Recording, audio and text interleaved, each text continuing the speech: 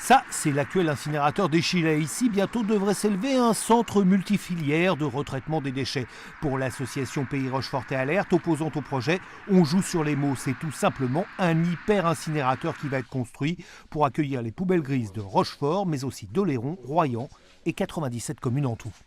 C'est un projet entièrement neuf, puisqu'au lieu de notre usine de 30 000 tonnes, on veut construire à la place, en détruisant celle-ci, on veut construire un incinérateur géant de 100 000 tonnes par an. Pour aller vite, on ne va pas dire 95 000, 96 000 tonnes. 3 fois plus gros. Pour l'association, le projet est cher, 82 millions d'euros, dangereux pour l'environnement et les populations.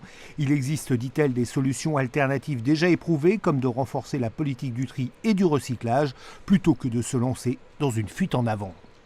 On incite les gens à ne faire aucun effort, puisqu'on leur dit on s'occupe de tout, jetez tout, on brûlera tout.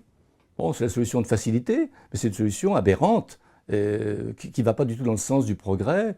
C'est une solution ancienne, obsolète, que beaucoup de départements d'ailleurs ont rejetée. Le département de Charente, le département de Dordogne, pour parler de départements proches de chez nous, se refusent à construire de nouveaux incinérateurs. Pourquoi en Charente-Maritime s'obstine-t-on à construire un nouvel incinérateur ?